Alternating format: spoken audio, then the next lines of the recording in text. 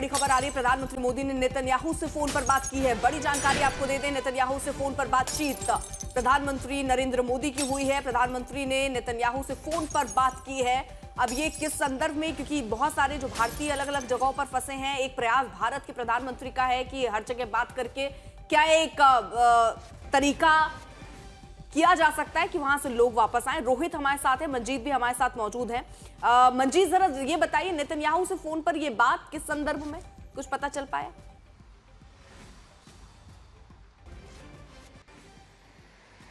देखिए, दिल्ली लौटने के बाद प्रधानमंत्री ने सऊदी के जो प्रिंस है उनसे पहले बात की और उसके बाद अभी बेंजामिन नेतन्याहू से बात की, क्योंकि दोनों जगह और इससे पहले जब थोड़ी देर पहले प्रधानमंत्री ने जब सऊदी के प्रिंस से बात की थी तो ख़ासतौर से वहाँ पर जो हमले ईरान की तरफ से किया जा रहा था उसको लेकर उन्होंने चिंता जाहिर की थी। और दूसरी बात, वहाँ पर जो बड़ी संख्या में भारतीय हैं उनको लेकर जो जिस तरह से दुबई में और बाकी जगह जो सरकारें हैं वो मदद कर रही हैं, होटलों में जो लोग रह रहे हैं उसको लेकर भी धन्यवाद व्यक्त किया था।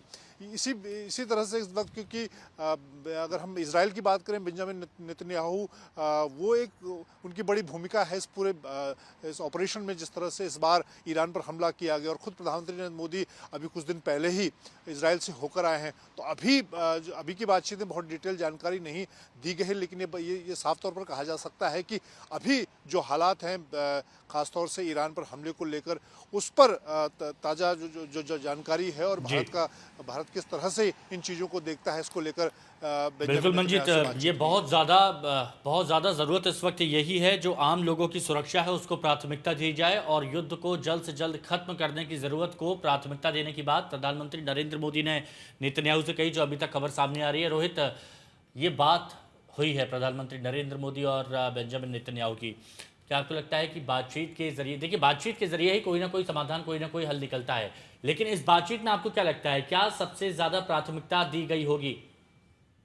देखिए, सबसे ज्यादा प्राथमिकता दी गई होगी जो जितने भी भारतीय वहां पे फंसे हैं उन्हें वहां से सेफली निकालने की। आज सुबह सुबह यूएस ने भी एक बयान जारी किया था, कहा था कि जो यूएस की एम्बेसी है इसराइल में, वो वहां से फिलहाल लोगों को नहीं निकाल सकती है। तो मुझे लगता है कि चर्चा जरूर हुई होगी इस पे कि जो इंडियंस हैं जो शायद वापस आना चाहते हैं या उनकी जो सिक्योरिटी है इसराइल में, उसको लेकर प्रधानमंत्री जी ने चर्चा की और ऑब्वियसली वॉर के बारे में बात की होगी। और जैसा कि भारत ने हमेशा कहा है कि एक ऑफ रैम्प ढूंढना चाहिए किसी भी वॉर सिचुएशन में। प्रधानमंत्री ने कहा है कि ये युद्ध क्या युग नहीं है, तो उसके लेके भी उन्होंने जो स्टेटमेंट दिया है कि एक अर्ली सेसेशन हो हॉस्टिलिटीज का, मतलब कि जल्दी से इस युद्ध को खत्म किया जाए, जो भी गोल्स और ऑब्जेक्टिव्स हो उसके बाद।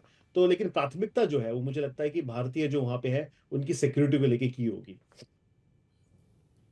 तो तनाव को जल्द खत्म करने पर प्रधानमंत्री का जोर, ये भी आपको बता दें, क्योंकि भारत ही एक ऐसा देश जो ईरान से भी संबंध उसके अच्छे हैं, इजराइल के साथ भी उसके संबंध अच्छे हैं, और दोनों तरफ से, क्योंकि भारत का स्टैंड हमेशा से क्लियर रहा है, शांति को लेकर हमेशा भारत कहता रहा है, तनाव को जल्द खत्म करने पर प्रधानमंत्री का जोर है। हिमांशु, डॉक्टर धीरज कौल कुछ कहना चाह रहे हो, उनकी बात भी अधूरी लगी थी। हाँ प्लीज। मैं आपने बहुत इंपॉर्टेंट क्वेश्चन पूछा है, क्योंकि भारत में बड़ी मात्रा में इन्वेस्टर्स हैं जो स्पेकुलेशन करते हैं। तो ये जानना जरूरी है कि अमेरिकन मेगा कंपनीज कंसोलिडेशन हो रहा था, माइक्रो कैप और मिड कैप ने बड़ी कैप में पैसा डाला, उसके बाद बड़ी कैप का इवेपोरेट हो गया 20%। अब क्या हो रहा है, जियोपॉलिटिकल अनसर्टेनिटी की वजह से और डॉलर डिवैल्यूएशन की वजह से हमारी मार्केट्स कंसोलिडेशन में है, लेकिन ये इवेंट ट्रिगर डाउन करेगा फर्दर फर्दर रिडक्शन। उसकी वजह से आप देखेंगे भारत से भी एफआईएस ने पैसा खींचा है, गोल्ड ऊपर जा रहा है। तो कहीं स्पेकुलेशन में आके भारत के इन्वेस्टर्स सोचे समझे बगैर प्रोफेशनल एडवाइस की जगह ये सोच के स्टॉक्स ना खरीदने लग जाएं कि सेल लगी हुई है। मैं उनको एक तरीके से मतलब स्ट्रेटेजिकली ये एडवाइस करूंगा कि प्लीज इस टाइम थोड़ा पेशेंस से प्ले करें और एक प्रोफेशनल की ही एडवाइस लें। Don't try to catch a falling knife, हमारी फाइनेंशियल लैंग्वेज में ये बात कहते हैं, आपका हाथ भी कट सकता है। कंपनीज का स्ट्रांग होना बहुत जरूरी है। Just because a discount is on a stock, do not buy it, look at the fundamentals. और इस time overall market is in down trend. ठीक है। पूर्णिमा जी हमारे साथ में। पूर्णिमा जी, अभी अमेरिकी राष्ट्रपति ट्रंप का भी बयान आया और उनकी तरफ से ये बात कही गई थी, हमें लग रहा था कि अमेरिकी नागरिकों की थोड़ी बहुत कैजुअलिटीज होंगी, जो कई जगह से थोड़ी बहुत खबर आ रही है, लेकिन वो अभी भी इस बात पर डटे हुए हैं, कि हम बहुत बड़ा कुछ करने जा रहे हैं जो दुनिया के लिए बहुत अच्छा होगा।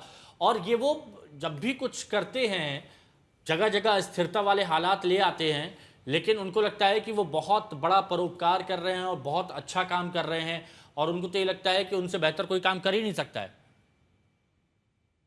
आपके जरिए मैं एक क्वेश्चन डोनाल्ड ट्रंप की तरफ भेजना चाहूंगी.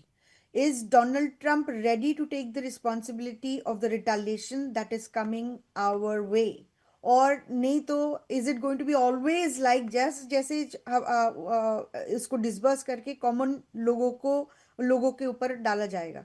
डोनाल्ड ट्रंप रेडी है या नहीं है? डोनाल्ड ट्रंप की मांगा रेडी है या नहीं है? हमारा जीओपी और रिपब्लिकन पार्टी रेडी है या नहीं है? अभी क्या होने वाला है, अगले 50 साल तक ये American white Christian nationalist nexus जो है, पॉलिटिकल एंड नॉन पॉलिटिकल, ये लोग American lives quote and quote इसको इन्वोक करेंगे, लोगों को गैसलाइट करेंगे, क्योंकि उनको पॉलिटिक्स करना है. America's politics, America's foreign policy and domestic policy is actually based on hegemony and also dominance. Imperial politics base है. They are not interested in restraint. ठीक है.